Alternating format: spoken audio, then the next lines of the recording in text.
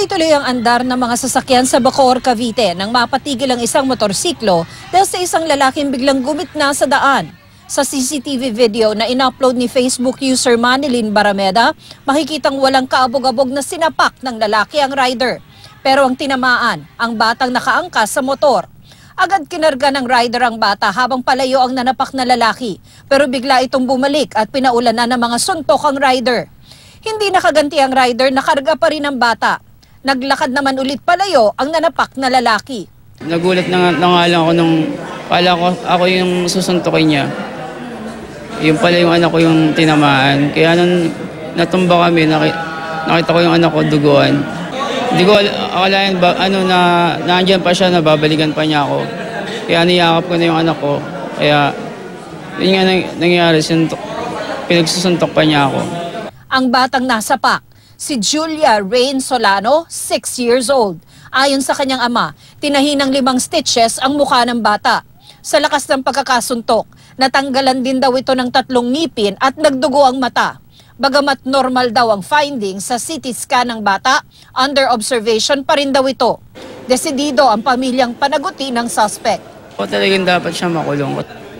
Nadampot ng mga opisyal ng barangay ang suspect na si John Carlo Lungay sa ibang barangay. Right after na nasaktan niya yung victim niyang bata, pumunta siya sa kabilang barangay naman, tapos may sinuntok din siya doon na isang lalaki.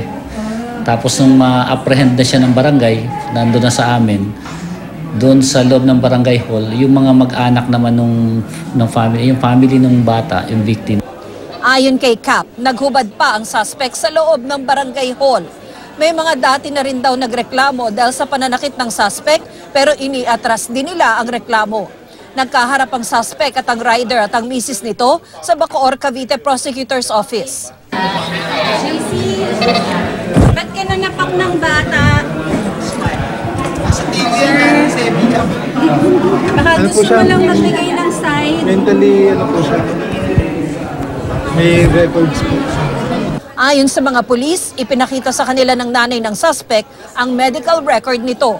May kasama na pong magulang din yung respondent natin at may dala-dala po siyang papeles na ilang katunayan na yung anak niya po ay allegedly baliw po. Na-rehab yung lalaki dahil siya ay drug dependent po. Sabi nung magulang niya ay continuous po yung medication.